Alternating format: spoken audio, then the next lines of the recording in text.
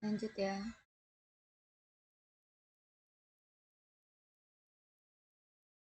Nah, ini pembahasan yang tadi.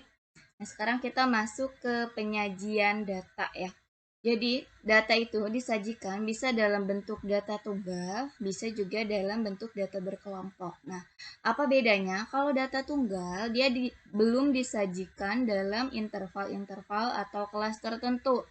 Sedangkan kalau data berkelompok, dia disajikan dalam interval-interval atau kelas tertentu. Maksudnya gimana, Bu? Nah, coba di sini lihat ada dua tabel. Nah, kalau yang di atas ini adalah contoh tabel untuk data tunggal. Jadi misalnya ada suatu nilai, dia punya nilai 60, 70, 80, 90, dan 100. Nah, di sini dia tidak ada rentangnya. Tidak ada rentang nilainya. Jadi hanya 60, nilai 60 ini didapat oleh 3 orang.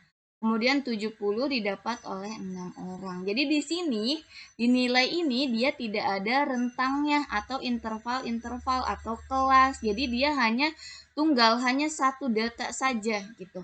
Nah, kalau di data kelompok di sini ada kelas-kelasnya, ada intervalnya, ada rentangnya. Jadi data pertama di sini rentang nilainya dari 56 sampai dengan 60.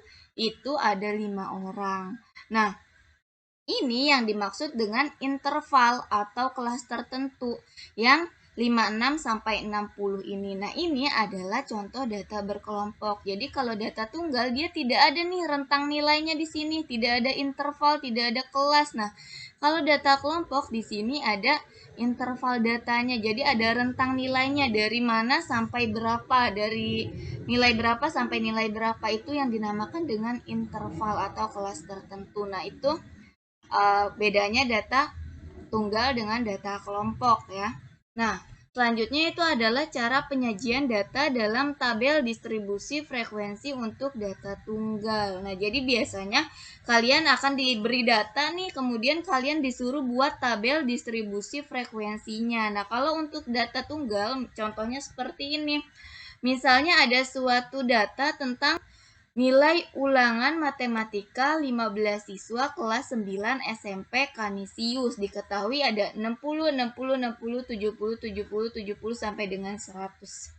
Nah, di sini kalau untuk data tunggal, nilai ini itu tidak disajikan dalam rentang nilai, tidak 60 sampai dengan 70, tapi dia satu-satu datanya gitu. Nah, jadi di sini datanya satu-satu, 60, 70, 80, 90, 100, dari yang paling kecil sampai dengan yang paling besar, karena di sini yang paling kecilnya 60 dan yang paling besarnya 100. Nah, itu disajikannya satu-satu, itu data tunggal. Nah, kalian di sini ada tabel yang namanya turus ya. Turus ini biasa digunakan kalau pemilu ya, pemilihan umum. Nah, di sini karena 60-nya ada 3, kalian bisa bikin garis 3. Nah, maka frekuensinya adalah 3. Begitu juga dengan 70. 70 di sini ada 5, berarti ada 6, sorry ya. Ada 6, kalian bikin turus seperti ini. Nah, banyaknya anak yang dapat nilai 70 itu adalah 6. Jadi frekuensi ini adalah banyaknya data yang didapatkan. Jadi misalnya 60 ini kan ada 3 orang, 70 ini ada 6 orang, 80 ada 3 orang, 90 ada 2 orang, dan 100 ada 1 orang. Nah, ini kalau dijumlahkan semuanya adalah 15 sesuai dengan banyaknya siswa. Itu adalah data tunggal. Penyajian tabel distribusi untuk data tunggal. Nah, terus gimana Bu kalau data kelompok? Nah, kalau data kelompok berarti di sininya bakal ada rentang nilainya gitu. Bukan 60, 70, 80, tapi bisa jadi 60 sampai 70, 80 sampai 90, dan seterusnya gitu. Nah, ini kita belajar cara penyajian data dalam tabel distribusi frekuensi untuk data berkelompok.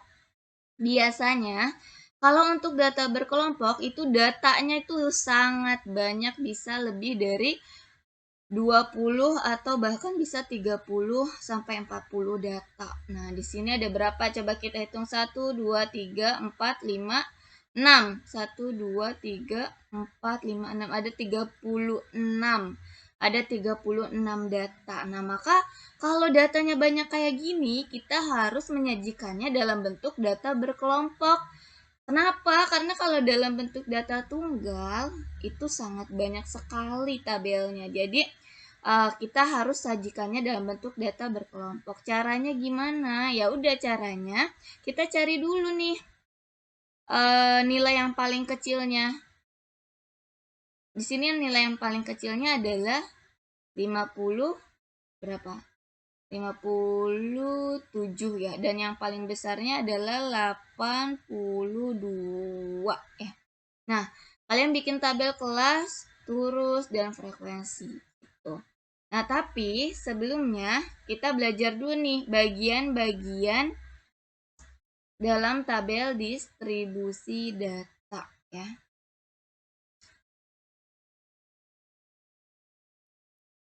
Nanti akan pada video selanjutnya aja ya. Soalnya nggak cukup.